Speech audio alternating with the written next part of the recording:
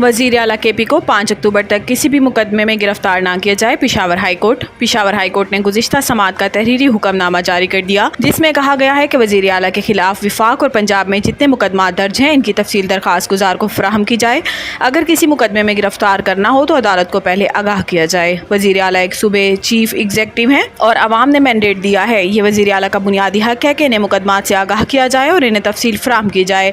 آئین کے آرٹیکل 10 بھی یہ کہتا ہے کہ کسی شہری کے خلاف درج مقدمات سے انہیں پہلے آگاہ کرنا ہوگا۔ حکم نامے میں مزید کہا گیا ہے کہ درخواست گزار کا وفاق اور پنجاب میں سیاسی حریف کی حکومت ہے، وہ ایک منصوبے کا نمائندہ ہے اور مقدمات میں مفرور نہیں ہو سکتا۔ حکم نامے کی کاپیاں اسلام آباد اور لاہور ہائی کورٹ کے رجسٹرار کو ارسال کی جائیں۔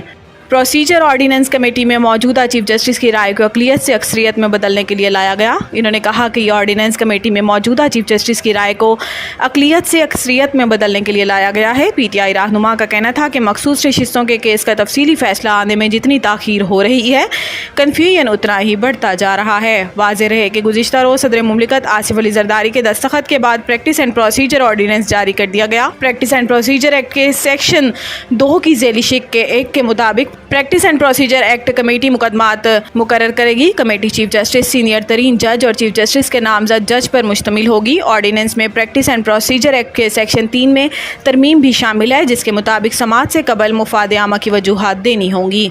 اسرائیل اور بھارت کی انسانی حقوق کی سنگین خلاف ورزیاں عالمی امن کے لیے خطرہ ہیں۔ صدر پاکستان عالمی یوم امن کے موقع پر اپنے پیغام میں صدر مملکت آصف علی زرداری نے کہا کہ آج دنیا کو مختلف علاقوں میں جغرافیائی سیاسی کشیدگی اور تنازعات کا سامنا ہے۔ تنازعات عالمی امن کو خطرہ میں ڈال رہے ہیں۔ ہم سب کو اقوام عالم کے مابین امن، رواداری اور بقائے باہمی کے کلچر کو فروغ دینا ہے۔ ان کا کہنا تھا کہ اسرائیل نے فلسطین میں دہشت گردی کا بازار گرم کر رکھا ہے۔ اسرائیل ہزاروں لوگوں کے غزہ میں قتل عام سے فلسطینیوں کی نسل کشی کر رہا ہے، جبکہ مودی حکومت مقبوضہ جموں کشمیر میں سنگین انسانی حقوق کی خلاف ورزیاں کر رہی ہے۔ مودی حکومت بھارت میں مسلمانوں اور دیگر اقلیتوں کو ظلم و ستم کا نشانہ بنا رہی ہے۔ بھارت مسلمانوں کے بنیادی حقوق سلب کر رہا ہے۔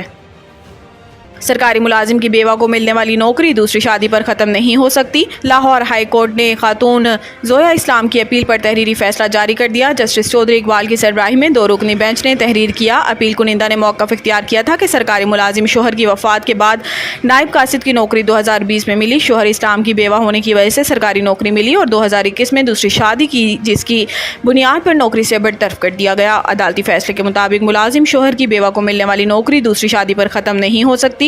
شوہر کی وفات کے بعد بیوہ کو دوسری شادی پر سرکاری نوکری سے برطرف نہیں کیا جائے گا، کیونکہ بیوہ شادی کر سکتی ہے۔ ہمارے مذہب میں یہ ایک عورت کا بنیادی حق ہے۔ عدالتی فیصلے میں مزید کہا گیا ہے کہ بیوہ کو دوسری شادی کی بنیاد پر نوکری سے نکالنا شرعی قوانین کی خلاف ورزی ہے۔ جس قانون کی بنیاد پر بیوہ کو نوکری سے نکالا گیا، اس پر سپریم کورٹ کا فیصلہ آ چکا ہے۔